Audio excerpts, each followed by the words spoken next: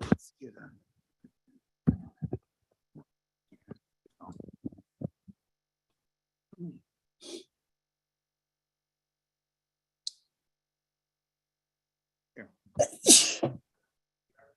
I have 9 a.m. I'd like to call to order the Finance and Budget Committee of Kane County. Wednesday, October 26, 2022. Can we have roll call, please? Ford. Present. Leonard. Leonard here. Martin. Martin present. Sanchez. Sturgis. Tepe. Deputy here. Berman. Herman's here. Decor. We have minutes from our September 28th and October 7th meeting to approve. We have a motion to approve. Board moves. Ford moves, Leonard second. Leonard second. Any corrections, discussion, or whatever those minutes? Roll call, please. Ford. Yes. Leonard. Yes. Martin. Martin, yes. Sturgis. Burgess, yes. Pepe. Yes. Berman. Herman, yes. There are no speakers registered for this meeting at this time. Is there anyone that wishes to speak? Moving on then, Mr. Kilborn, Treasurer's Report. Good morning.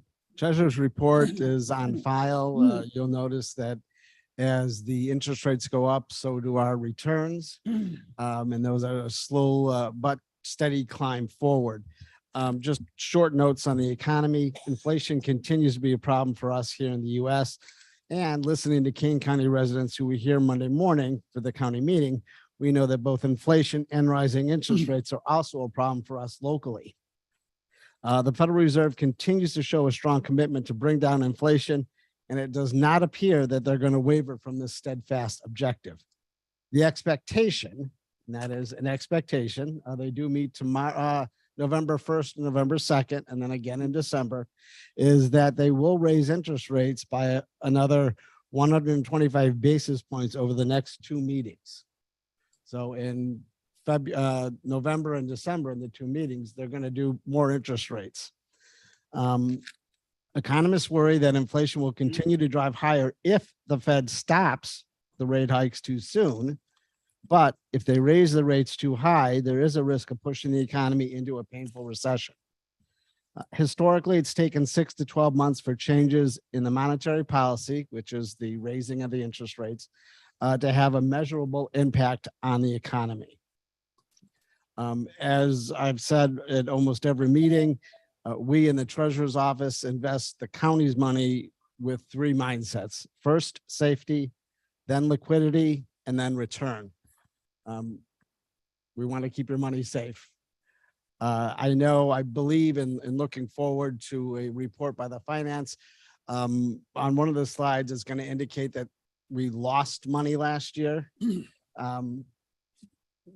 Technically, we didn't lose money. And Joe, I don't want to steal your thunder, but that was a snapshot at the end of the year, the value of the bond.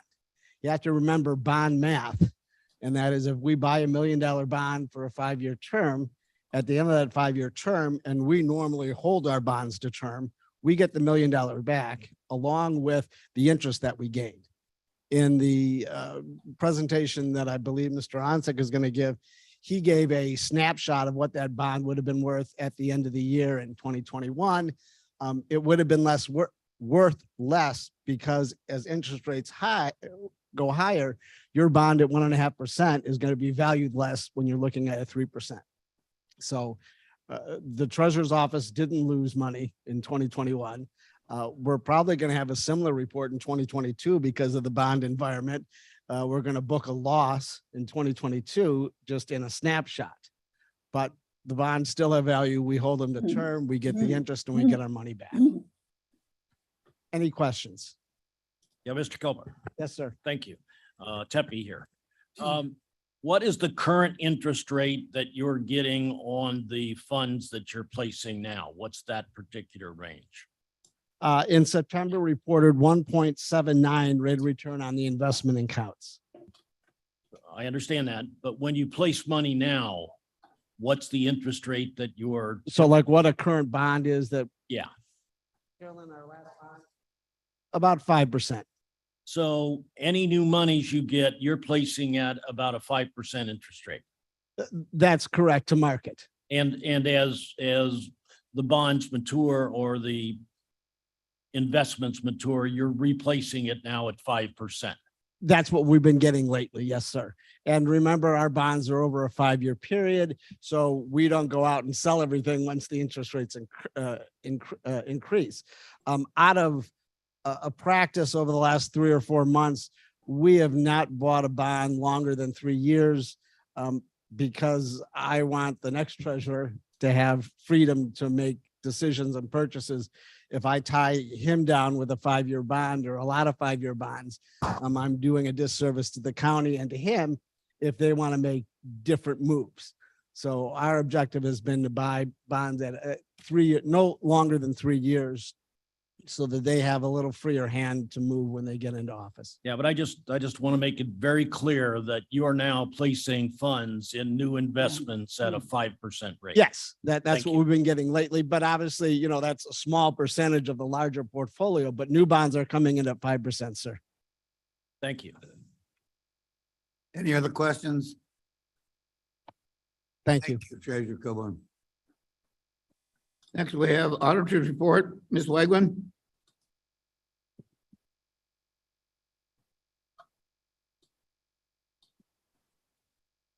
I guess our auditor's report is attached, so we can read it. Finance Director, Mr. Anzic. Good morning, everyone. Morning. I'll try to be brief because I know we have a lot to go through. So my finance director's report that's included in the agenda packet is through the month of, or for the month of September. And the first 3 pages are really reviewing all the variances and the different funds that we have. And I have noted where budget adjustments should be done.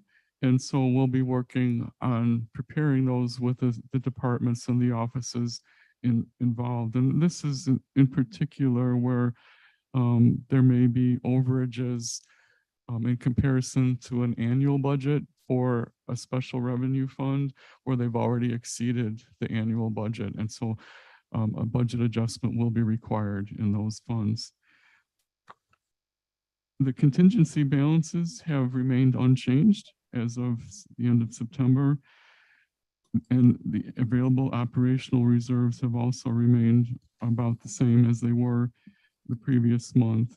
We're almost $5 million in the Property Tax Freeze Protection Fund, currently in the fund. The COVID payroll reimbursement reserve of 16.7 and the emergency reserve of 5.2. The capital funds, building management has expended their portion, 31%, leaving almost $4.5 million remaining in their budget to spend. Information technology expended 83% of their budget, leaving about $400,000 left to spend. And the sheriff has expended 93% of their budget. And that was for that camera and security system that was budgeted within the capital fund. The shared and direct state tax revenue, at this point, through the collections that we've already received through October, in comparison to budget, we're $10,659,000 ahead of the budget and almost $7.5 million ahead of where we were last year. And again, this is regarding sales tax, where we saw the most increase. Local use tax is slightly below what we budgeted. RTA sales tax is higher. And state income tax is significantly higher. Personal property replacement tax is significantly higher as well. So all of those combined are what make up the totals I've referenced. And I'll skip down to the purchasing summary. The staff had began working on solicitations for plumbing services and lockbox and tax bill services. There's currently 5 bids and 2 requests for proposals that are at stages in the procurement process. The savings year to date is $1.3 million.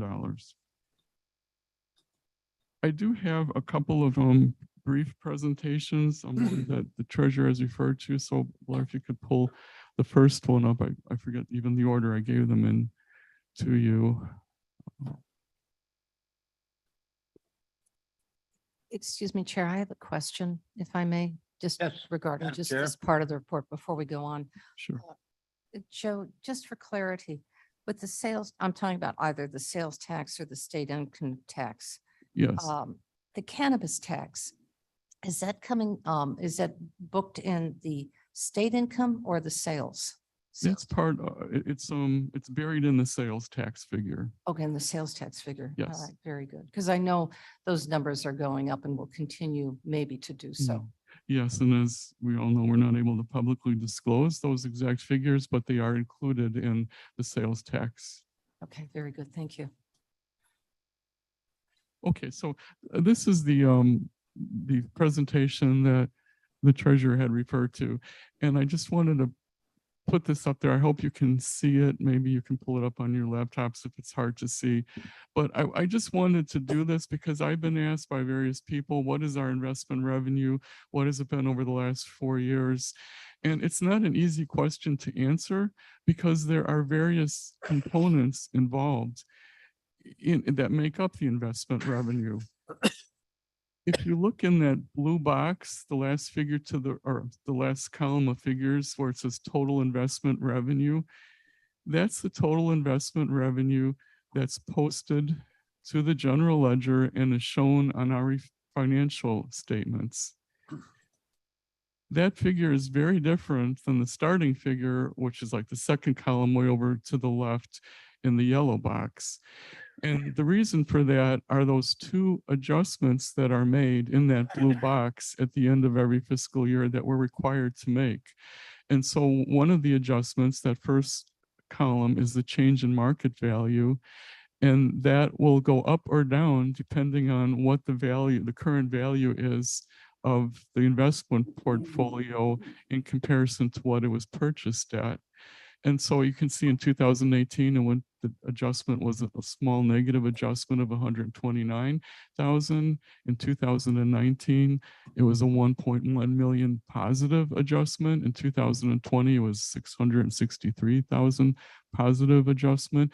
But then last year, it was almost a $1.6 million negative adjustment, which almost completely wiped out what the treasurer brought in as earnings. And in fact, it did, because the net result was a negative amount of interest revenue, which was, or a loss of $100,000. That is why it's difficult to talk about this, because what's going on in that blue section, those are just accounting adjustments. It's really not reflective of what will actually happen to the investments, because as Mr. Kilborn explained, we hold our investments to maturity. This would only become a realized situation if we were to sell all of our investments at the end of the year. This is what would end up happening. We'd end up taking a loss of the $1.6 million, but we don't do that. We hold them to maturity.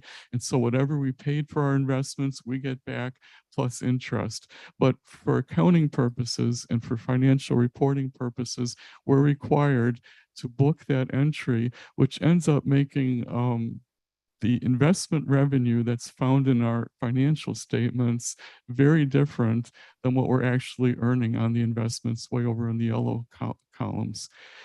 And so I wanted to provide this information to you, because what's generally available to the public is only what's in that blue section.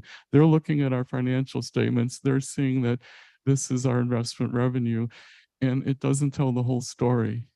And the other part of the story is, if you look over to the right, that's the general fund in that green section. That's the general fund's share of whatever the investment revenue is. The general fund doesn't get the entire amount. It only gets its share that's in proportion to the whole. So whatever amount of cash the general fund has at the end of the year in comparison to the total amount of cash the county has, that's the share of investment revenue it gets. So you may bring in an extra $1 million of investment revenue, but the general fund will only get, like, for example, last year, 23% of it. So the entire amount will not be applied toward the deficit.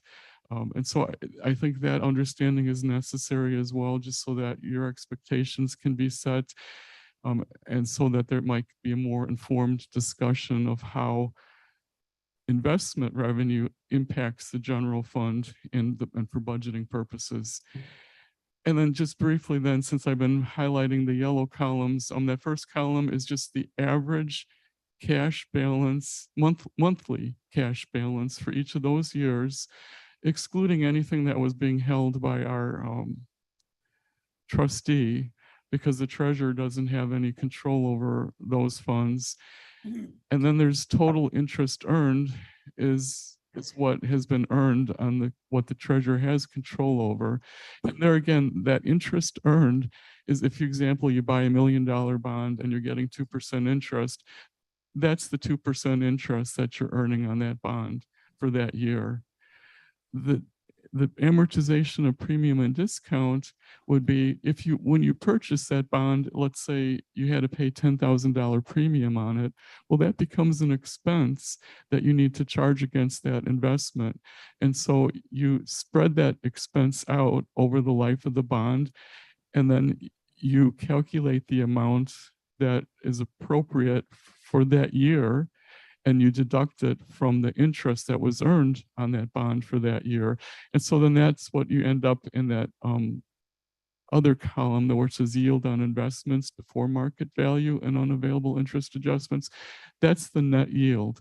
So you take that, if you're looking at that top line, it's that $4.5 million interest earned. You deduct the 500,000 of amortization and you end up with the $4 million. That is really what we're talking about, that last yellow couple of columns. That's really what I think we're focused on when we're talking about the actual return on investments that the treasurer's office would be bringing in based on what they're able to do with the current market conditions. And the blue section is just what's done for financial reporting purposes. It's not a true reflection of it. And again, then the green section is what's available for the general revenue. I'm sorry, the general fund. So I don't want to dwell on this. I just want to put this out there so that it's available for anyone who cares about it. And so now this information and this detail is available in the public domain. So anyone who wants to reference it can. But I can't answer a question if you have one. Thank you, Mr. Rancic. With respect to the slide that we just had up there, the far right hand column in the yellow, that shows that our annual yield year to date for a fiscal year of 0.47%. Yes. And so that's a little bit under 0.5% for the year Hmm. on all investments, assuming we leave them in there to maturity.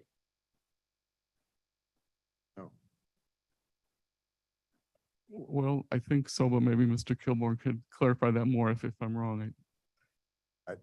I need to ask that question again. My understanding is that number is taken out only if we sell prior to maturity.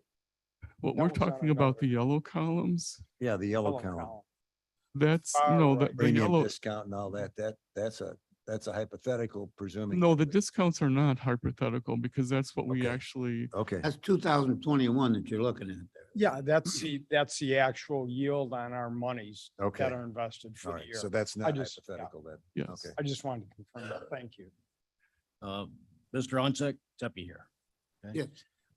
Both you and Mr. Kilborn said that it's our policy that when we make an investment, we stay with that investment until its maturity.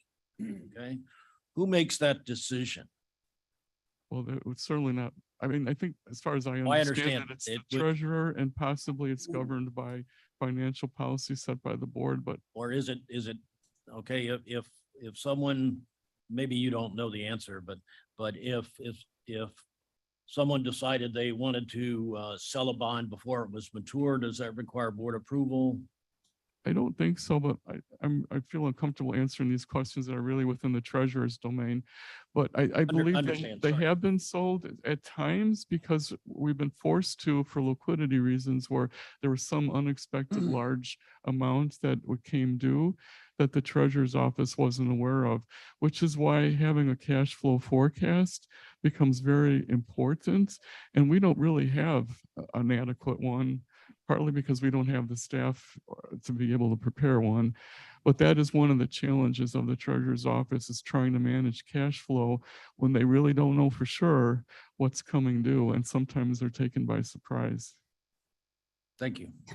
Madam Chair? Yes, thank you, Mr. Berman. Perhaps since we're talking about bonds, we should ask the treasurer to come back in. If this is going to be more of a lengthy conversation so that there's complete clarity. I think we're Mr. going to Leonard? go get him. Yes, I think the other thing we have to realize too is we have different types of investments. We have the long-term investment that Mr. Kilborn was talking about where we could get 5%, but we also have short-term and we have interim investments too. So it's not like all the money is in the same length of bond. We have some very short-term liquid money. As he had mentioned, there are three criteria that he uses: safety, liquidity, and yield. So in this situation, well, here's Mr. Kilborn. I'll let him speak to it. Okay, in my year and a half in the office, we've not sold bonds before they've come to term. I asked Carolyn, who has more history, and she said in her 20 years, she does not believe we've sold bond before term. I don't have an answer in reference to if we wanted to, or if the next treasurer that came in and he wanted to rearrange the investments, which would involve the sale of some of them. I don't know if he would be able to do that. It's not something that I've asked because we haven't done it. Okay. I want to be honest. I want to be honest with you. We're not in the practice of doing it because of what it could possibly cause, depending on where you're at in that interest rate cycle. So we haven't done it. We're not going to do it in the next month and a half. Could I tell you if the next person that comes in, if he wants to do it because he sees that there's some advantages to going in a different place? That's going to be for the next treasurer to determine whether or not he can do that, or it has to come to the board for that direction. Thank you. Madam Chair? I have a question. I'm following up on Mr. Leonard. We can see the 1.73%, 2.20%, where investment, that's the annual yield on that investment till we get to 21. Where it's 0.4, it's not even one, it's a 0.5%. Was that because interest rates at that point were so low, investments were so low? Well, let me first state, I don't know where, I mean, I know where Joe got his numbers, but I didn't work with Mr. Onsick with his numbers. So that is correct in reference to Joe's numbers, but our return was dropping, yes, because for the 2 years, part of 2021, interest rates were low. And so you were getting less than 1% on the investments that the treasurer's office was making before me and for my first 6 months. Because remember, we have to invest in vehicles that offer us safety. And so we're not going out there in the higher interest bearing world that we could. So yes, it is 0.47 based on Mr. Onsick's numbers, because the interest environment for a year and a half, 2 years before that, 2021, was low. And I have not been in the market for buying a house in several years, but last year to buy a home, it was almost down to less than 3% for a mortgage, wasn't it? Yes, at the beginning of 2021, it was around 3%. Right now, for a 30-year conventional, you're over 7% Okay, all right. for that So same loan. there's a huge interest because of the change of the economy.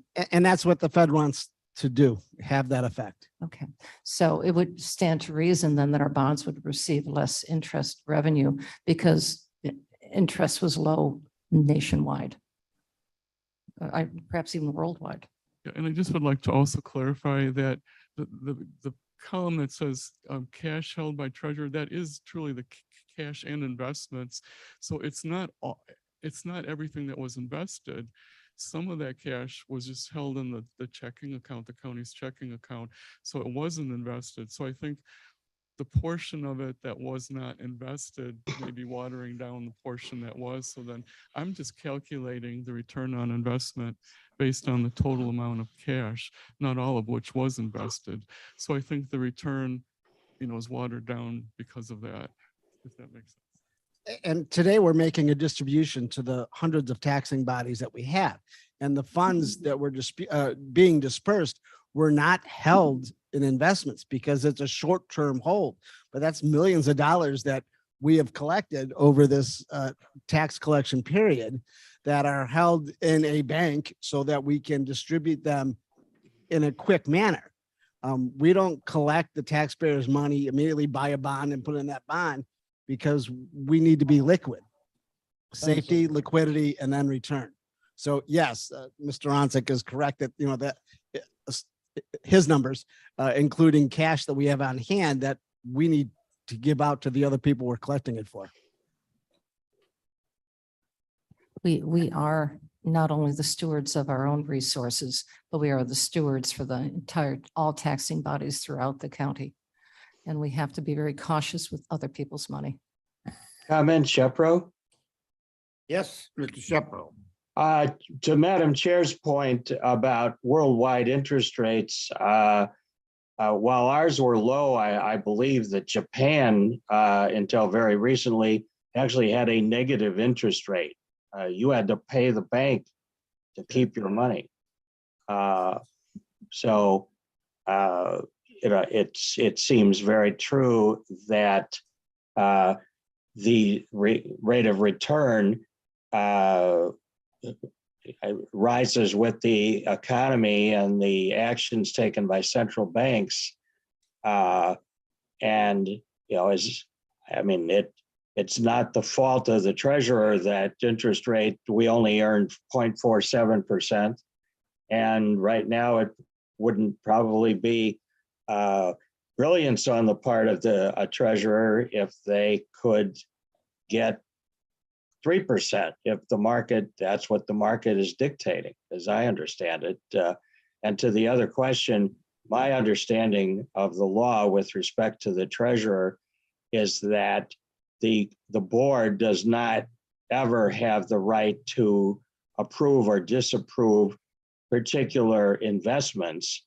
It could call the treasurer to account if it were determined that the treasurer were making investments in instruments that were not lawfully permitted under Illinois law. All right. Any other questions or comments on this particular item? I'm sorry, Mr. Martin. As important as it is to make sure that we constructively maximize the return on our investments and do so in a safe way, I think that when the dust all settles, what we ought to recognize is the fact that whatever it is that happens to our bond and our investment income is only of minor relevance to the issues that we face relative to straightening out our budget next year.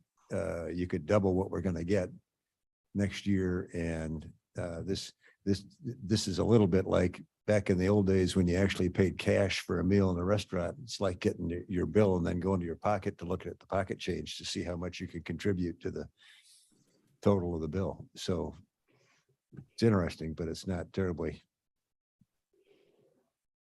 fruitful, I guess. Very good. All right, Mr. Anzick. Okay, there's a second presentation that I have where I wanted to give you an update on what we've been able to learn regarding the $17.5 million that we're expecting from the state of Illinois that was approved as part of their fiscal year budget. So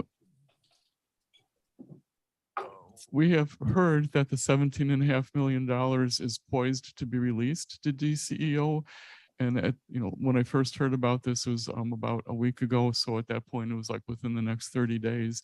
So we have about 3 more weeks, if what we heard was true. And this is just all, we don't know any facts yet because it hasn't actually been transmitted to us. But if it is handled in a similar manner as the other funding from DCEO, we will likely receive notification of the availability of the funds and then be asked to submit an application. And presumably that application will be prepared and submitted by KDOT. Then once the application is approved, we would be receiving an award letter from DCEO, which would outline the terms of the grant, meaning, the exact purpose restrictions for the grant. So we are assuming at this point, because of the language in the budget, that the grant will be restricted to Longmeadow and the construction of Longmeadow. And as such, those grant funds may only be used for Longmeadow project costs or to pay the debt service on the bonds that were issued to pay the Longmeadow project costs. And just to clarify, we of course had no idea that we'd be receiving this grant at the time that the bonds were issued. And just to remind everyone, there's a total of $27 million of bond principal outstanding. And then if you add up all the interest over the years, it'll be $19 million worth of interest that we'll be paying. We did consult with bond counsel, Chapman and Cutler, and our state's attorney's office. We had a conference call last Friday. And from that information that was presented to us, we understand that we have three options, basically for handling the $17.5 million from the state. Or we might choose to combine one or more of the options, or two or more of the options, I should say, for a hybrid approach. The first one is to set up what's called a defeasance fund with a trustee, and our current trustee that's involved with the bond issue is Zions Bank.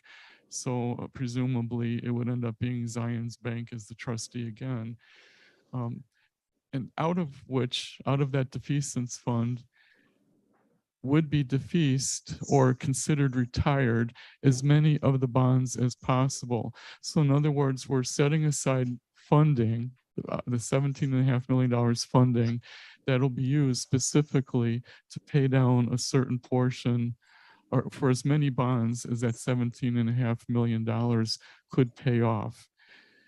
The advantage of that approach is that given the current interest rate environment, it may be possible to utilize what's called as slugs, or their special state and local government securities that are issued by the United States Treasury for this very purpose. And so a defeasance fund is the only situation in which you can purchase these special securities by from the Treasury. And they're designed in such a way as they would have the exact amount of interest rate and the exact amount of, or the exact maturity dates, so that you'd be investing and earning the exact amount of interest you need to pay off those bonds. So that's the advantage of a defeasance fund, is that you have the ability to purchase those special state and local government securities, or slugs as they're referred to. Another significant advantage is that by having a defeasance fund, you are, in terms of financial statements and your balance sheet, the amount of bonds that defeasance fund would pay off are considered paid off. They're considered retired. So they're no longer counted against the county as debt, and they're no longer part of a constitutional debt limitation, because they're rendered retired by having this defeasance fund. And the defeasance fund is the only way you can achieve that status. The disadvantage of a defeasance fund is that you have no flexibility. The money is with a trustee, it's been invested for this purpose, and you're not able to pull it back to use it for any other purpose. Option two would be to hold the funds ourselves, and then we can invest them ourselves, but we are restricted by law to limit the amount that we can receive in return on these bonds to 4.17%. I'm sorry, on that money that's invested to 4.17%, because that is the amount of interest, the average interest rate of the Longmeadow toll bonds issue. So we're not able to earn any more than that. If we were, we would have to pay whatever is earned above that to the Department of the Treasury. The advantage of holding it ourselves is that we have control and have more flexibility, to the extent that any flexibility is allowed by the terms of the grant. And the disadvantage, as I mentioned, is that it's not a defeasance fund, and so the toll revenue bonds will still be considered indebtedness, even though we've maybe setting aside money to pay it off, and we will not have access to slugs in order to maximize the investment. And the third option then would be simply to take the money and deposit it with the trustee, Zions Bank, and deposit it into their debt service fund for them to invest. And then they would just draw it out as the debt service payments come due each year until the amount is completely depleted. The advantage is that by putting it with a trustee, it's taking it out of the county's hands, and so you can be assured that it'll only be used to retire the debt. And the disadvantage again is that it's not a defeasance fund, so the toll revenue bonds are still considered indebtedness, and we will not have access to slugs in order to maximize the investment. So these are the three options. It does seem like option one would be the best, but we don't have all the information in yet. I'm currently working with our financial advisors at Spear Financial, Mr. Forbes, who most of you probably are familiar with, to explore each of the options and then to develop a recommendation for the best option or combination of options to provide the board for consideration. And I hope to have an update by the executive committee. Question, Mr. Shepro? Sturgis. Surges here. Joe, thank you for making that simple enough to understand. I actually had to look up defeasance fund I did and too. find out that it's null and void. And I would just truly appreciate you taking something so complex and making it understandable. So thank you. Well, thank you. I'm learning too, so I'm trying to share what I'm learning with you. Question, Shepro? Jeffro, Thank you, Mr. Chairman. Joe, under option 3, where it referred to a limit of 4.17%, is that an absolute ceiling? I mean, if interest rates went crazy, would that yield restriction be still in place, which would be presumably another negative to option 3? Well, it is. There's no changing that. That's part of our bond ordinance, the bond covenant, that when we issued the bonds, and this is a restriction by the U.S. Department of Treasury. It's not actually something that, you know, we placed upon ourselves. This is a requirement of issuing tax-free bonds. And so what this really means is, yes, you could earn more than the 4.17%, but you have to pay the difference to the federal government. So we end up working for them. Bates, please. Bates, Blair, could you go up 3 slides, I think, where it showed the $19 million interest payments? Yeah. One more, there, stop, thank you. So, so if we do the defeasance, then we don't owe this interest, correct? Well, no, this is the total. And so we're only getting $17.5 million from the state of Illinois. So that's part of what we have to calculate is we have to calculate, well, how far will that go in paying off the bonds? Probably what will happen is, assuming the interest rates don't drop, which doesn't sound like they will, we would have enough to pay off $17.5 million of principal. And then the interest that would be earned on that this isn't- principal would also equal the amount we're paying on the debt. And so we would have to calculate, well, how much of the debt interest is related to the $17.5 million worth of bonds. And I don't have that calculation at hand. well, Ms. Bates, the bonds are different than just a normal loan. So Okay, that's the big significance here. Yeah. The bond is placed and that's that's definitely what you're gonna Well, and these have to bonds pay are back. over, I don't know, I forget how long, they just go out many, many years. So this is the total amount over that long period of time. Were they, I think they were 20 years. 20 years, 20 that sounds right, yes. Mr. Tepe? Thank you, Thank you. Mr. Chair. thank you. I think what Mrs. Bates was asking, and maybe I can help clarify it, is there any way that a large portion of these funds can be used to pay down the debt so that there's a significant reduction in the interest rate? No. Well, that's what option 1 would do. It would pay off this $17.5 million of principal. So that would bring that 27 million down by 17.5 million. And then whatever amount of interest that we're scheduled to pay on that amount would be eliminated. Okay, and we can do that. Yes. Well, that's exactly what I asked. Okay. That's what I thought. I'm just. That's exactly what I asked, so good. But Thanks. I just want to be clear, 19 million is not the amount we would save and I 27 million isn't the amount of principal we'd pay off. So I understand. But if we pay off 17 million, we would be saving, let's say, 2/3 of that 19 million. whatever its calculation is, Okay, yes. I like to do math in my head. Okay, thank you. Okay. So thanks, Vern. That's just what I said. Thanks. And then if we receive an additional amount from the state, possibly it'd be enough to pay off the rest in the same way. So, Very good. okay. So I wanted to provide that update. If I may, before we move on to this, I talked to Joe and I talked to our state's attorney. And it's critically important for this board and the next board to invest this money to pay off this bridge. That's what it's there for. That's a restriction. That it should not be used for any other purpose except to pay down this debt. What I like about option one is that it reduces it increases future ability to go out for another bond, let's say perhaps for another building, because right now, because of the financial restraints put upon the board, we cannot go out to a bond to fund any other buildings. We have to pay down our debt first, if my understanding is correct, before we can do anything.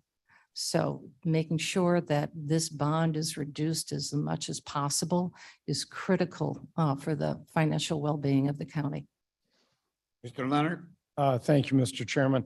Madam Chair, I think you bring up a good point, but part of the condition of this grant is it can only be used to pay down the Long Meadow bonds. Correct. So we couldn't use it for anything else if we wanted to.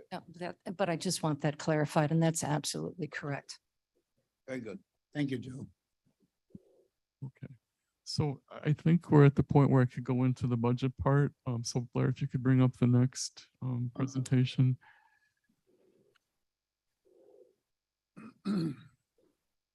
And what I want to do here, because I know most of this information you've seen before, so I'm really going to fly through it, but I wanted to have a complete presentation prepared so that you could look back and reference it at any point.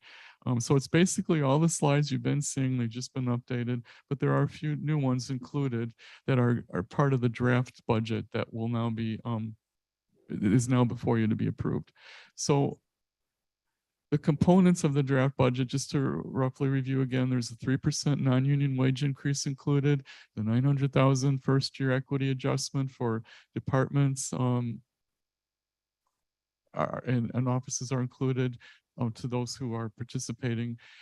There's a 29 new non-safety act positions, the 30 new safety act positions. There's a drawdown of reserves in the amount of 16.3 million. There's new property there's additional property tax revenue included for new construction only, which is 516,000. The total general fund budget is 123 million. The total county budget, including the general fund, is almost 394,000. So what's included in the draft budget? This is just kind of a brief table of contents as far as the individual schedules. I'll skip through this. So this is just to present to you, this is the total county budget, so including the general fund. So our total revenues, if you look at that 2023 draft budget column, it's 394,000 revenue and expenses, and it's slightly less in total than it was last year. Okay, and these are the property tax levies. It's the same display you saw when the board voted on setting the levy. So this is the same slide.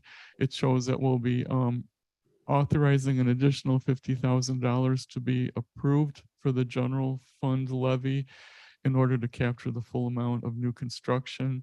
But there's also language in the levy resolution that requires the total amount to be reduced so that it only exactly covers the amount of new construction and nothing more. And these are the tax levies for the SSAs. These were presented as part of the SSA budgets when Ms. Wolnick presented her budget. So all the details behind that. And this is all related to the SSA agreements. And you can see there's no increases. There are actually some reductions. So those are part of the levies that you'll be voting on. Okay, then this is just another update of the general fund. It's just now simply showing that our revenues are at almost 107 million without the reserves, and our reserves are 16.3 million for the total of 123,000. So that's was updated to reflect that. And now this is just, again, it's just a reiteration of everything that's already been shown to you. It's just been updated. I highlighted where the reserves are falling into this presentation, so you can see that it's on its own separate line now. So that's what that's the only change that's in here. So I'm just going to flip through this. Here we have revenue by classification. So there's the use of reserves highlighted. We have expenses didn't change. And then here we go by department. So use of reserves is highlighted again. Expenditures didn't change. So I'll just fly through that. Net revenue, net expenditures. Here's the use of reserves highlighted again. So I'm not gonna, these are all the lists of the positions. So it's just all here for your reference, basically, so you don't have to be searching for it. It's all right here in this one presentation. As part of the requirement for the draft budget, we have to include something about our debt service. And so this slide tells you what the purpose of each of the bond issues are. So our oldest bond issue is from this 2010. Those are the recovery zone bonds.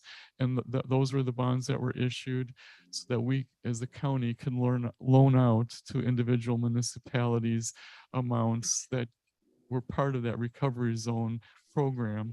And now they are in turn paying us back to pay the debt service on those bonds. The 2013 bond issue was the one that were the bonds that were used to construct the correctional facility many years ago, and they were refinanced in 2013.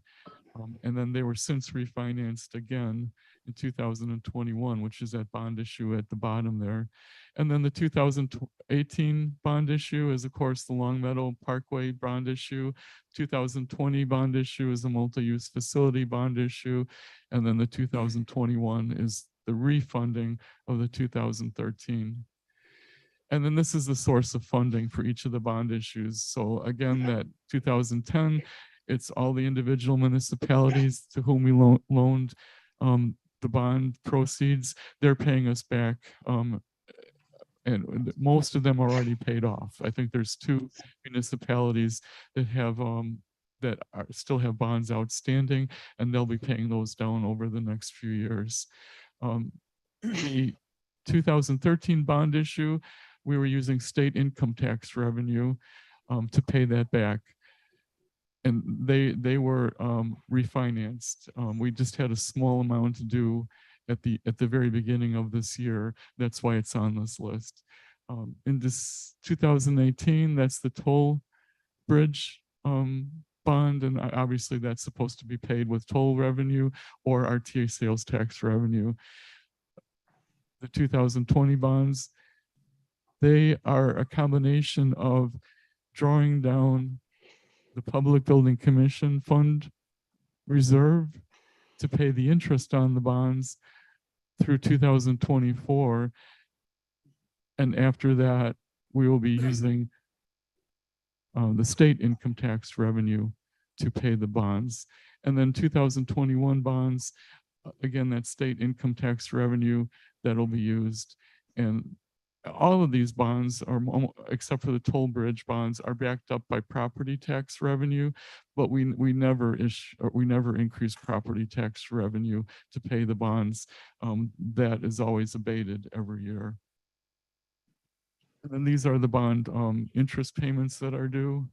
So you can see it's a total in 2022 of 1.8 million, 2023 almost 1.7 million. And then these are the interest payments that are due. So in 2022, it was 11.7 million. And in 2023, it's 3.5 million. And so our total balance by the end of 2023 will be the 46,500,000. Okay. And then I also prepared what's required to be included within the draft budget, our projected cash balances. We have, I think, 179 different funds, think I referenced it on the slide. Yes, 179 different funds. So I just wanted to group them for you so that they're a little bit more manageable in one slide to see it all. So they're by categories, basically. So the top section is what I'm calling our general operating reserve. So you've got the general operating group of funds, which would be the general fund, IMRF, FICA, insurance liability, all those combined. Then you have the operating reserves, which would be the property tax freeze protection fund and the COVID payroll reimbursement fund. And then you have the emergency reserve that could be used in an emergency. The other funds are just listed there. I think they're pretty self-evident. You have special revenue, Grand Victoria Casino, that's the Riverboat Fund. You have the judicial technology, farmland preservation, the group of capital funds, all the KDOT funds, the impact fees. You got the SSAs, the debt service funds, and then the enterprise funds, which would be the surcharge fund, which has to do with Settlers Hill and back when that's related to back when we had the landfill. And it also would include, no, that's all it includes. It's just that one fund. And so that shows you what the cash balance was at the beginning of 2022, what we're projecting it to be at the end of this year, the projected changes based on the budget of next year to end up with the projected cash balances at the end of 2023. So you can see we've gone from a total at the bottom there of 352,000 at the beginning of 2022. We'll be spending, it'll increase to 379,000 by the end of 2022, and then it'll go down by 123,000 during FY23 based on what's in the budget. You mean millions?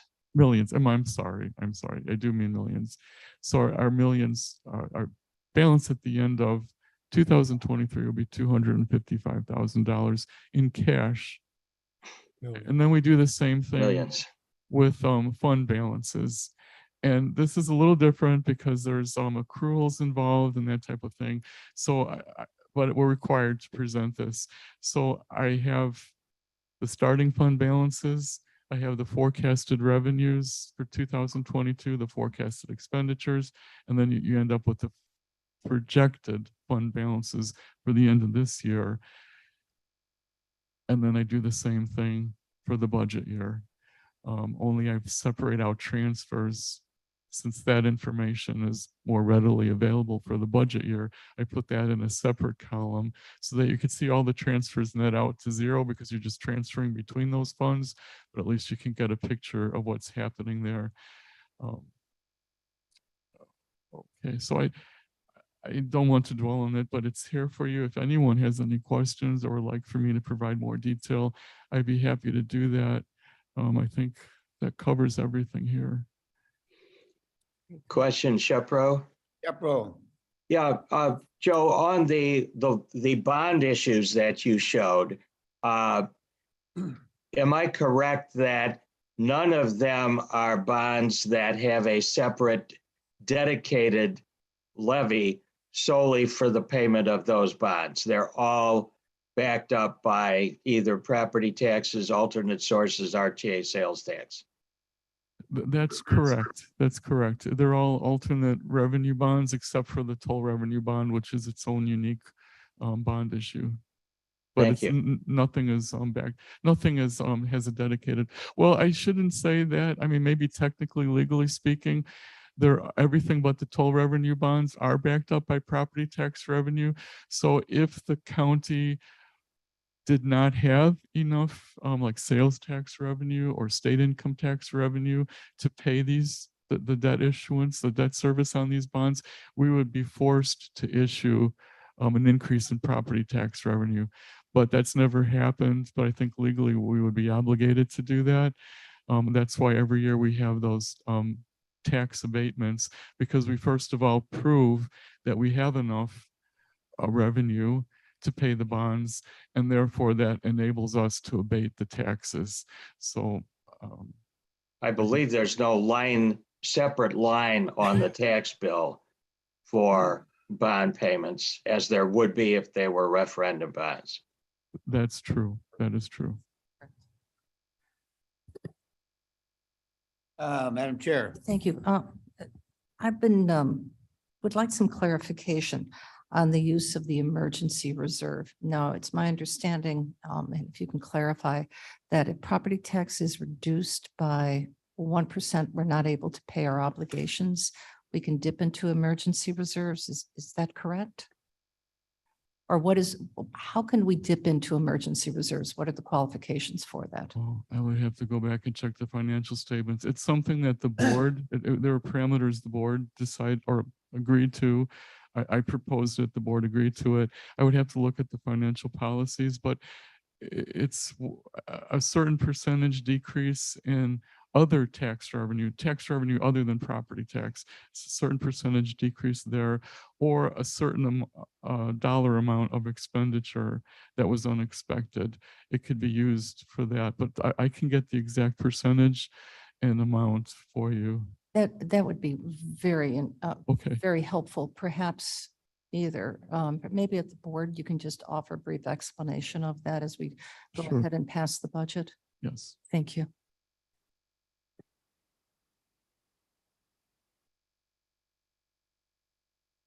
Any other questions? Any other comments?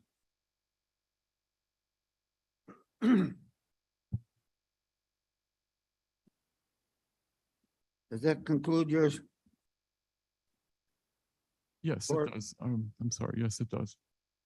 Thank you. Well, moving on. Our fiscal year 23 budget. The first item is a resolution approving the fiscal 23 draft budget to be placed on public display. And we have an amendment that needs to be made to that. We want to include the date as of 10/24/22. So do we have them? Sanchez moves. Include the amendment. Ford second. So, Mr. Hanzek? Yes, and I'm sorry if it wasn't clear. There was also, the document itself needs to be amended so that there, at near the end of the document, there's a listing of non-union positions. And since this was prepared, we discovered that there were 4 non-union deputy clerk positions that were not included on that list. It doesn't change the budget. It's just they weren't on that list and we need to have it on that list. And also we discovered that there were 2 assistant state's attorneys who were assigned somehow the same position number. And so those 2 assistant state's attorneys, because they have the same number, are showing up as one position with a salary of $173,000, which is not true. So we needed to split that out into the 2 positions. So that amended version of the non-union wage listing was posted outside of the agenda. And so I would also like your consent to go ahead and replace that amended version of that listing in the draft budget document. Include that in my motion.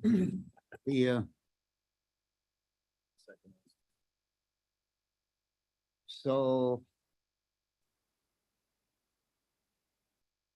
Okay. Do we have the motion that, Motion is second with the amendment. with the amendment? Any discussion? You may be here, you'll get older. Roll call, please. Ford, Leonard, Leonard, yes. Martin, Sanchez, Sanchez, yes. Sturgis, Pepe, Happy, yes. Berman. Berman, yes. And for item 2,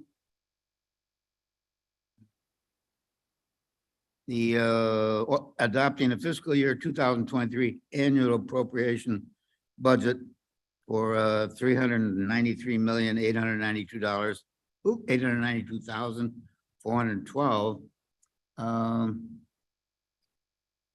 needs to be amended to include the draft budget document as of 10/24/22. We have a motion to approve with that amendment. Ford moves, Sanchez seconds. Sanchez second, discussion.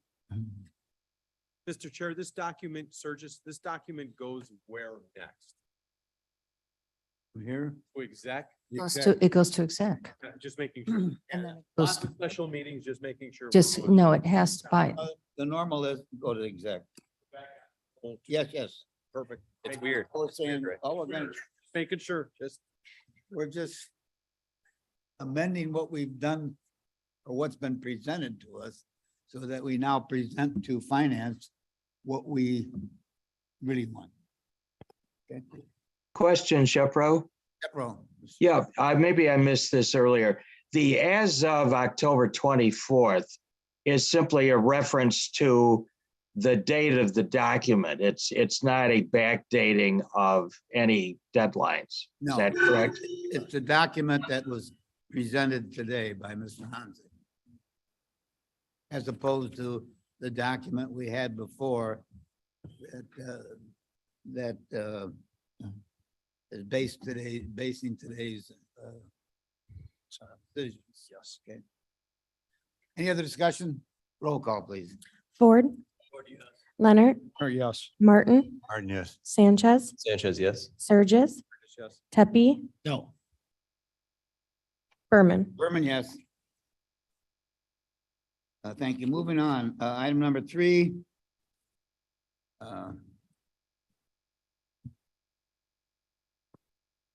Needs to be. Number 3 needs to be, what's they say? The new resolution for item number 3 has a value of appropriation amount of $33,453,014. And that's different than what was the original, so that needs to be amended and approved. We have a motion to do that? Ford moves. Ford, Sanchez seconds. Sanchez. Discussion? Roll call, please. Ford, Leonard, Leonard, yes. Martin, Martin, yes. Sanchez, Sanchez, yes. Surges, Yes. Pepe, No. Berman. Berman, yes. Thank you.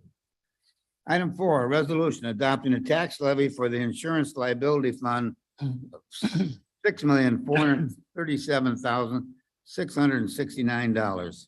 Burgess moves. Burgess moves. Ford second. Ford second. Discussion. Roll call, please. Yes.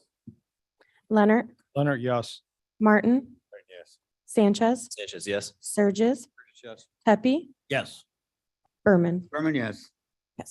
Item 5, a resolution adopting a tax levy for the Illinois Municipal Retirement Fund of $4,937,335. Ford moves. Ford moves. Burgess second. Burgess second. Discussion. Roll call, please. Ford, Ford, yes. Leonard, Leonard, yes. Martin, Martin, yes. Sanchez, Sanchez, yes. Surges, Yes. Pepe, Pepe, yes. Berman. Berman, yes. Thank you. Item 6, a resolution adopting a tax levy for the Social Security Fund of $5,081,592. Leonard moves. Leonard moves. Sanchez seconds. Sanchez seconds. Discussion. Roll call, please. Ford, Ford, yes. Leonard, Leonard, yes. Martin, Martin, yes. Sanchez, Sanchez, yes. Surges, Burgess, yes. Tepe, Pepe, yes. Berman. Berman, yes. And item 7 is a resolution adopting a tax levy for the county highway. It needs to be amended to the dollar amount appropriation of $5,010,909. Do we have a motion? Leonard moves. Leonard moves. Sanchez seconds. Sanchez second. Any discussion? Roll call, please. Ford, Ford, yes. Leonard, Leonard, yes. Martin, Martin, yes. Sanchez, Sanchez, yes. Surges, Burgess, yes. Tepe, Pepe, yes. Berman. Berman, yes. Item 9, a resolution adopting a tax levy for the county highway matching fund. The total of $65,125. Excuse me. pardon, 8, I'm sorry, 8. Item 8. A resolution, adopting a tax levy for the county bridge fund of $312,695, which needs to be amended to that dollar amount. A motion approved. Sanchez moves as amended. Read the dollar amount again, please. $312,695. Four seconds. Fourth second, discussion? Roll call, please. Ford, Yes. Leonard, Leonard, yes. Martin, Martin, yes. Sanchez, Sanchez, yes. Surges, Yes. Tepe, Pepe, yes. Berman. Berman, yes. Item 9, a resolution adopting a tax levy for the county highway matching funds, $65,125, and that needs to be amended to that amount. Leonard moves. Hunter moves, Burgess second. George's second, discussion. Roll call, please. Ford, Ford, yes. Leonard, Leonard, yes. Martin, Martin, yes. Sanchez, Sanchez, yes. Surges, Burgess, yes. Tepe, Pepe, yes. Berman. Berman, yes. And 10, a resolution adopting a tax levy for the Kane County Health Fund of $1,972 and $972,455, and that needs to be amended from the original amount. Ford moves. Ford moves, Leonard Sanchez seconds. Oh, Leonard's got it. discussion.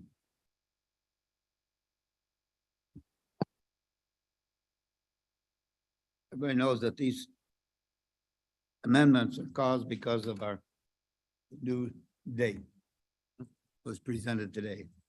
Roll call, please. Ford, Ford, yes. Leonard, Leonard, yes.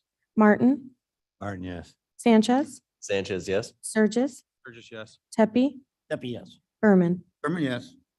Moving along, 11, resolution adopting a tax levy for the Veterans Commission Fund, $461,065. Leonard moves. Leonard moves, Sanchez seconds. Sanchez second, discussion. Roll call, please. Ford, Ford, yes. Leonard, Leonard, yes. Martin, Martin, yes. Sanchez, Sanchez, yes. Surges, Burgess, yes. Tepe, Pepe, yes. Berman. Berman, yes.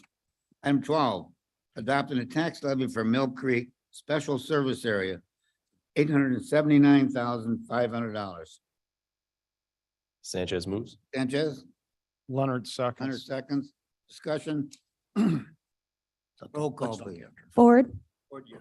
Leonard, Leonard, yes. Martin, Martin, yes. Sanchez, Sanchez, yes. Surges, Burgess, yes. Tepe, Pepe, yes. Berman. Berman, yes. Item 13, a resolution adopting a tax levy for the Shirewood Farm Special Service Area of $110. Ford moves. Ford moves, Leonard seconds. 100 second discussion.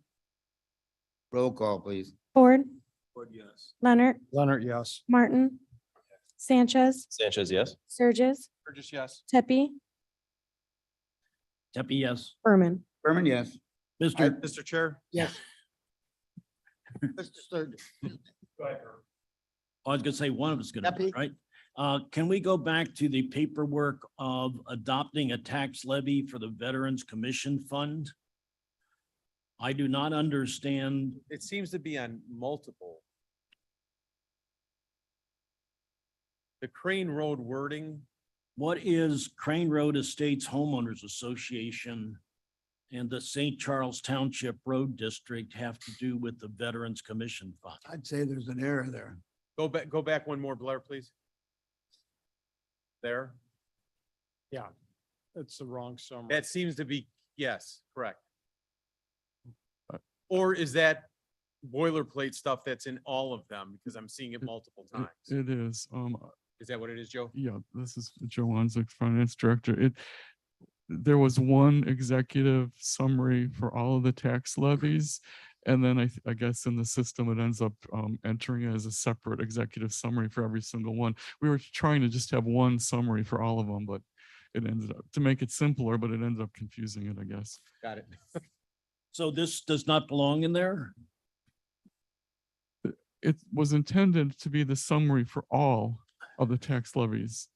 So it was intended to be there in advance of all of the tax So this levies. does not matter. No, it does not matter. It's not actionable, so. And it's because you'll find it in the next one too, and the previous Resolution's one. fine. The Crane Road is just embedded in each one as a template kind of. Okay. Summary is insignificant. It's a resolution. That's correct. I understand. the Resolution. efficiency. But thank you for bringing that up. Mr. Kemp. Now we all understand. Did we vote on that? Yes, we did. We're on, item 14. Did we? We did. Item 15, Oh, we. excuse me? We're on 14? Did we do Shirewood 13? Yes, we did Shirewood. 14 is adopting a tax levy for the Wildwood West Special Billing Area of $665. Sanchez moves. Sanchez moves. Ford second. Discussion. Roll call, please. Ford. Leonard, Leonard, yes. Martin, Yes. Sanchez, Sanchez, yes. Surges, Yes. Tepe, Duffy, yes. Berman. Berman, yes. Item 15, a resolution adopting a tax levy for the Chevelle DeSalle Special Billing Area of $2,200. Sanchez moves. Sanchez, Burgess second. Sturgis second. Discussion. Mr. Martin. I have a question generic to all these special service areas. Do we include in our annual tab that we vote on, do we attribute any administrative expense? I mean, I fall back to the one that was $110. It has to cost us $250 to administer it. We do not have any administrative costs that were included in the SSA that was recorded with the court recorder's office. So it's strictly the cost of the construction projects for those neighborhoods. And then we do collect a long-term maintenance. If there were to be an emergency situation that were to occur in any of those neighborhoods, we would be able to call out a crew and address the emergency. So what you're saying is, as they now exist, there is none. Do we have the entitlement and future? We do not, areas? because the special service areas that were recorded, we'd have to go back to all the No, no, residents I and mean, make as a we change. establish new special service areas, can we include administrative expenses in that charge? We could do that, but the administration of the special billing areas, I would need to reach out to the other departments that are actually collecting the taxes to determine what those costs might be. We do have the costs that was approved by the treasurer's office. Those are all in all the newer ones, and it's an annual cost based on the amount that's levied. So that is, from the older ones is not included, but the newer ones is included for the treasurer's actual collection of the taxes. Okay, thank you. Very good. Mr. Surges. Don, I remember this discussion vividly about 3 years ago and exactly that. We just didn't we didn't build it into the old ones. We can't add it in, but going forward. And I think it's nominal. It's not, but it helps take Yeah, the edge off the it was administrative. based on a minimal amount or an amount calculated based on how much we were billing. So the amount that we were collecting for the services was not exceeding the amount we needed for the actual construction cost. Perfect. Thank you so much. Any other discussion? Roll call, please. Ford, Ford, yes. Leonard, Leonard, yes. Martin, Yes. Sanchez, Sanchez, yes. Surges, Burgess, yes. Tepe, Duffy, yes. Berman. Berman, yes. Item 16, a resolution adopting a tax levy for the Plank Road Estate Special Billing Area of $1,575. No, $15,752. We do 15? But it looks like one thousand Yeah, we five did. hundred seventy-five. What is it? It looks like 1,575, not 15,000. 1,575? Okay, I'll make that motion. That's correct, 1,007. I'm sorry. I don't have it in front of me here. Is it? Yes, it is 1,500. Sanchez moves. And just moves. Ford second. Discussion. Roll call, please. Ford, Leonard, Leonard, yes. Martin, Yes. Sanchez, Sanchez, yes. Surges, Burgess, yes. Tepe, Yes. Berman. Berman, yes. 17. A resolution adopting a tax levy for the Exposition View Special Billing Area. I have $500. Tepe is happy to move for a $500. Tepke, Ford, How generous. roll call please. Ford, Leonard, Leonard, yes. Martin, Sanchez, Sanchez, yes. Surges, Yes. Tepe, Tepe, yes. Berman. Berman, yes. And 18, a resolution adopting a tax levy for the Pasadena Drive Special Billing Area, $1,300. Leonard moves. Sanchez seconds. Leonard moves, Sanchez second, discussion. Roll call, please. Ford, Ford, yes. Leonard, Leonard, yes. Martin, Martin, yes. Sanchez, Sanchez, yes. Surges, Yes. Tepe, Tepe, yes. Berman. Berman, yes. 19, a resolution adopting a tax levy for the Tamara Dittman Special Billing Area, $1,215. Sanchez moves. Sanchez, Tepe second. Epi, second, discussion. Where is this? I have no idea. Any other questions? Roll call, please. Ford, Ford, yes. Leonard, Leonard, yes. Martin, Martin, yes. Sanchez, Sanchez, yes. Surges, Burgess, yes. Tepe, Tepe, yes. Berman. Berman, yes. 20, a resolution adopting a tax levy for the Church Molitor Special Service Area of $3,334. Ford move. Leonard seconds. Board move, Leonard second, discussion. Roll call, please. Ford, Ford, yes. Leonard, Leonard, yes. Martin, Martin, yes. Sanchez, Sanchez, yes. Surges, Burgess, yes. Tepe, Tepe, yes. Berman. Berman, yes. And 21, a resolution adopting a tax levy for the 45W 185 Plank Road Special Service Area of $4,000. Sanchez moves. Leonard seconds. Sanchez, Leonard, discussion. Roll call, please. Ford, Ford, yes. Leonard, Leonard, yes. Martin, Martin, yes. Sanchez, Sanchez, yes. Burgess, yes. Tepe, Tepe, yes. Berman. Berman, yes. And 22, a resolution adopting a tax levy for the Crane Road Estates Special Billing Area of $68,533. Sanchez moves. Ford seconds. Sanchez, Ford, discussion? Roll call, please. Ford, Yes. Leonard, Yes. Martin, Yes. Sanchez, Sanchez, yes. Surges, Burgess, yes. Tepe, Tepe, yes. Berman. Berman, yes. And item 23, an ordinance. It's an ordinance authorizing fiscal year 2023 non-union wage increases. And this was a schedule that Mr. Anzak referred to earlier.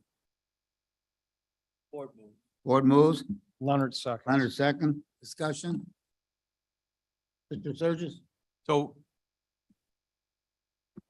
John, I might ask you on this, since we've typically paired the non-union increases to the union increases, but we don't have the union increases yet as they're being negotiated, is it appropriate to put this in at an amount right now? Or do you just hold this till later, or do we adjust It's this later non-union. on if it was? It's non-union. This is non-union. Union. Correct. I started by saying we typically adjust or pair, making sure there's parity between the non-union and the unions.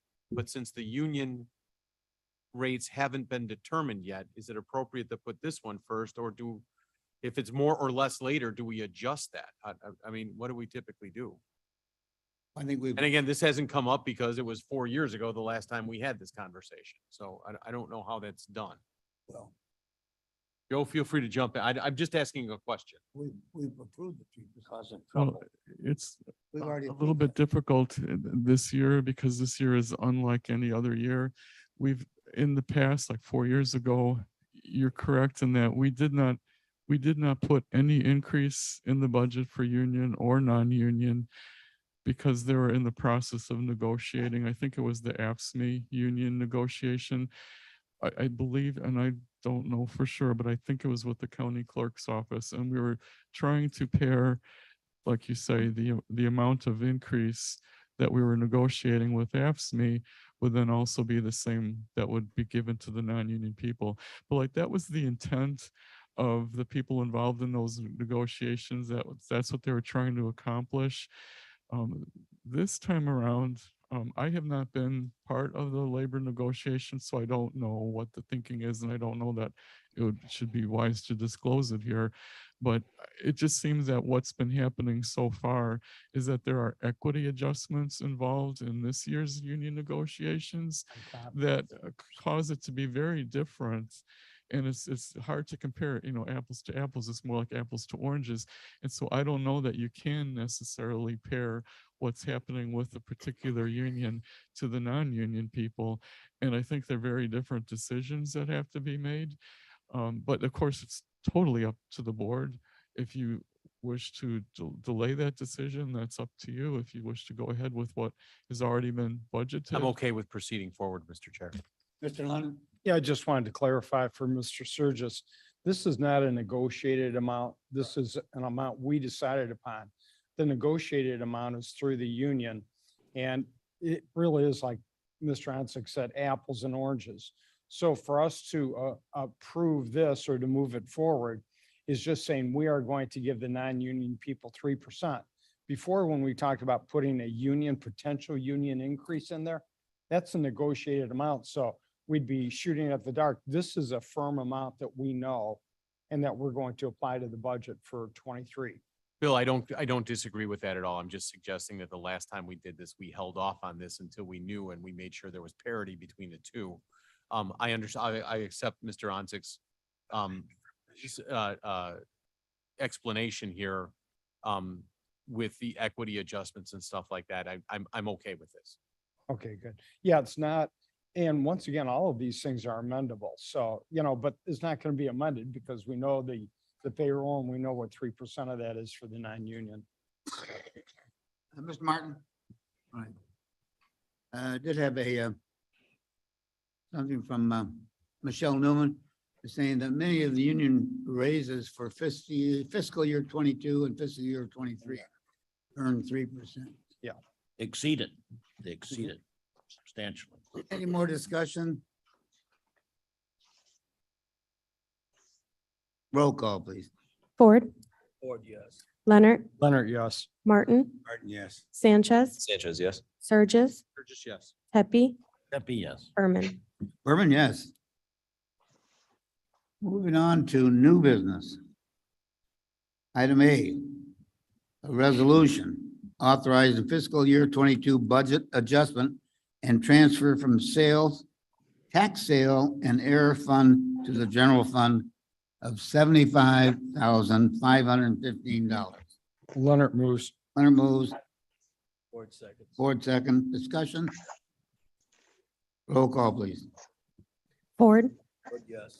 Leonard, Leonard, yes. Martin, Martin, yes. Sanchez, Sanchez, yes. Surges, Burgess, yes. Pepe, Pepe, yes. Berman. Berman, yes. Item B, a resolution authorizing receipt of funds from the state's attorney's office pre-arrest diversion 50 fiscal year 2022 opioid overdose prevention grant. It's a grant for $8,151. Leonard moves. Ford seconds. Leonard, Ford, discussion, please. Roll call. Ford, Ford, yes. Leonard, Leonard, yes. Martin, Martin, yes. Sanchez, Sanchez, yes. Surges, Burgess, yes. Pepe, Pepe, yes. Berman. Berman, yes.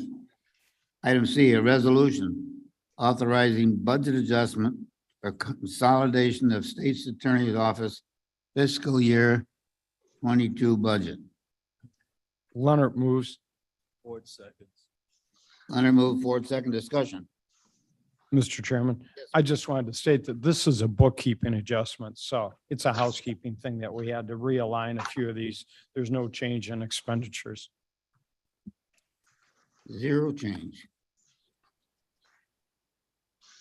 Roll call, please. Ford, Leonard, Leonard, yes. Martin, Martin, yes. Sanchez, Sanchez, yes. Surges, Tepe, Happy, yes.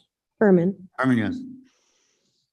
Item D is a resolution approving a supplemental budget adjustment and authorizing the execution of collective bargaining agreement for the coroner's bargaining unit, amount to be determined. Ford moves, Sanchez seconds. and just a second discussion.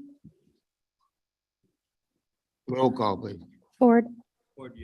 Leonard, Leonard, yes. Martin, Sanchez, Sanchez, yes. Surges, Tepe, Happy, yes. Berman. Berman, yes.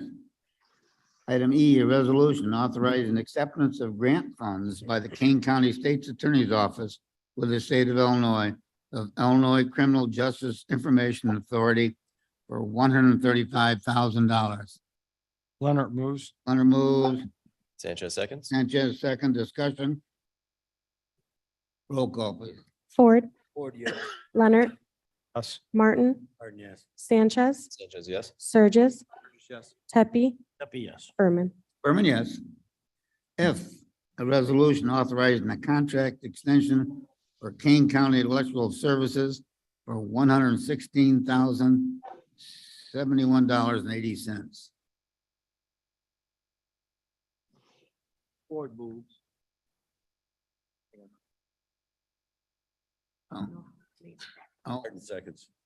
I have been informed that this has already been approved at a prior meeting, so we will withdraw it from today's action.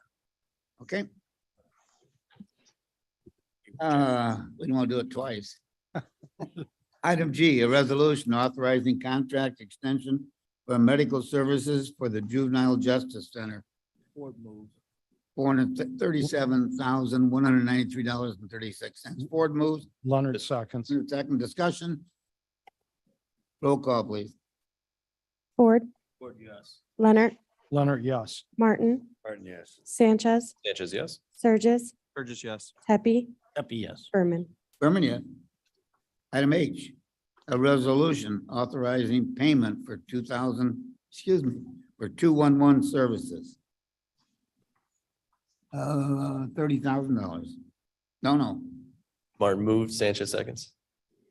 Discussion. Roll call, please. Ford, Ford, yes. Leonard, Leonard, yes. Martin, Martin, yes. Sanchez, Sanchez, yes. Surges, Burgess, yes. Tepe, Happy, yes. Berman. Berman, yes. And item I, a resolution renewing internet contract through Comcast Business for $30,000 annual. Ford moves. Ford moves. Sanchez seconds. Just second discussion. Roll call, please.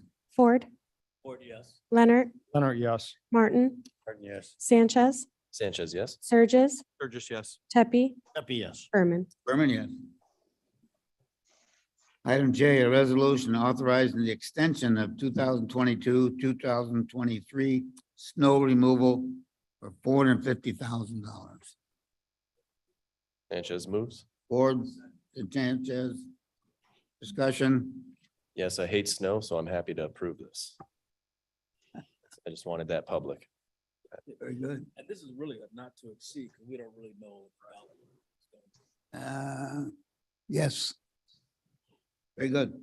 Any other discussion? Roll call, please. Ford, Ford, yes. Leonard, Leonard, yes. Martin, Martin, yes. Sanchez, Sanchez, yes. Surges, Burgess, yes. Tepe, Happy, yes. Berman. Berman, yes. Item K, a resolution approving the King County per diem meal rates for calendar year 2023. Burgess Total of moves. $64 a day, $14 for breakfast, $16 for lunch, and 30. Burgess moves. Surges moved. Leonard second. Leonard second, discussion. Roll call, please. Ford, Ford, yes. Leonard, Leonard, yes. Martin, Martin, yes. Sanchez, Sanchez, yes. Surges, Burgess, yes. Tepe, Happy, yes. Berman. Berman, yes. Item L, a resolution authorizing the purchase of used cargo vans for the building management of $100,000. Sanchez moves. Sanchez moved, Ford second. Ford second, discussion. Roll call, please. Ford, Ford, yes. Leonard, Leonard, yes. Martin, Martin, yes. Sanchez, Sanchez, yes. Surges, Sturgis, yes. Tepe, Pepe, yes. Berman. Berman, yes. Item M, a resolution authorizing the purchase of new cargo vans for the building management of $120,000. Leonard moves. Leonard moves, Ford second. Ford second. Discussion. Mr. Chairman, Yes. if I remember right, wasn't there an issue where they really wasn't supposed to be able to get the new vans? So we're really doing the used Well, we ones. got 2 used, now 2 new. Oh, we do. Couldn't afford them, yeah. Okay, all right. Right, there's four. Okay. Any other discussion? Roll call, please. Ford, Ford, yes. Leonard, Leonard, yes. Martin, Martin, yes. Sanchez, Sanchez, yes. Surges, Sturgis, yes. Tepe, Pepe, yes. Berman. Berman, yes. An item N, a resolution approving a contract with Illinois State Water Survey for the Kane County Shallow Groundwater Quality Assessment, $60,000. Martin moves. Sanchez seconds. Martin moves, Sanchez second, discussion. Roll call, please. Ford, Ford, yes. Leonard, Leonard, yes. Martin, Martin, yes. Sanchez, Sanchez, yes. Surges, Sturgis, yes. Tepe, Pepe, yes. Berman. Berman, yes. Item O, a resolution approving a contract with Illinois State Water Survey for the King County Assessment of Shallow Groundwater Sustainability. Sanchez moves. Martin seconds. It's $272,000. Martin, Sanchez. Discussion. Roll call. Ford, Leonard, Leonard, yes. Martin, Martin, yes. Sanchez, Sanchez, yes. Surges, Sturgis, yes. Tepe, Pepe, yes. Berman. Berman, yes. Item P, a resolution approving a contract with the Illinois State Water Survey for the Kane County Groundwater Monitoring Network, $219,616. Martin moves. Martin, Ford second. Ford second. Discussion. Roll call, please. Ford, Ford, yes. Leonard, Leonard, yes. Martin, Martin, yes. Sanchez, Sanchez, yes. Surges, Sturgis, yes. Tepe, Berman. Berman, yes. And item Q, a resolution approving September 2022 claims paid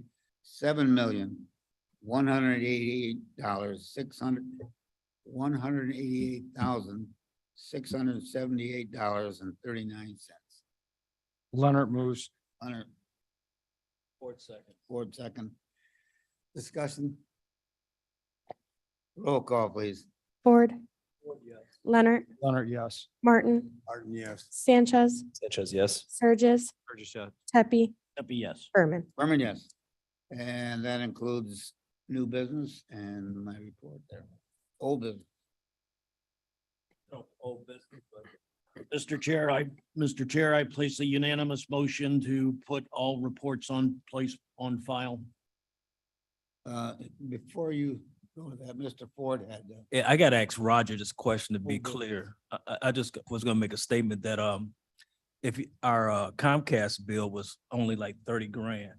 And I think part of that is a lot to do with us having our fiber in place. I'm not too sure about that. I'm gonna ask Roger about that to see. don't know the answer. Question, Mr. Chairman, Shepro. Mr. Shepro, Yeah, with respect to the coroner's collective bargaining agreement, I guess my question for the state's attorney is, how can this committee approve an agreement in an amount that hasn't been determined yet? I thought we just agreed to allow them to enter into negotiations. Mr. Surges? I thought what we voted on was just to allow them to enter into negotiations. Yes. No, it looked to me like you were approving execution of the collective bargaining agreement. I think we were. I think that's what we did. We did. I don't have the answer. Michelle Nerman's on. Michelle, Michelle. Never mind. Good morning, Michelle Neerman from the Assistant State's Attorney. The coroner's contract, they were not able to complete the calculations for this meeting. They're hoping to have that ready for executive committee. The calculations involve the determination of a retro figure. That would be, the amount would be 4% retroactive to December 1st of 2021. So it'd be a full year of retro pay. Because of the 12-hour schedule at the coroner's office, they have a bit of overtime. So they with alternate weeks. So they have a 36-hour week one week, and then a sorry, I'm not doing the math quickly, like a 48-hour week the following week. So because of all of the work that was going into preparing the budget, we have not been able to get the accurate amount, but we will try to, I'm told finance and coroner's office will be trying to work together to try to have an amount for executive committee. Thank you. Thank you, Mr. Chairman. Go on. Yes, I think that the other point that we need to understand here is we're just moving it forward to the executive committee. And we should have, or at least I have the understanding that there will be a definitive amount for the executive committee. And then they can vote either to move it forward or not. Well, and we do have the computational basis Yeah, for this. 4%. As we move forward today, we know on what basis these numbers are going to be computed. So yeah, the number. we're not without guidance. Mr. Shepard, that was a good question. It was a good question. Thank you. We don't normally approve something without knowing what the dollar amount is. Very good. Okay, Mr. Tepe, you had a motion? I ask for unanimous motion to place all reports on file. Do we have a Unanimous. unanimous approval? Very good. To place reports on file. Committee chairman's comments. Thank you, everyone. Executive session, no. Motion for adjournment. I move for Leonard moves. adjournment. Leonard moves. Second.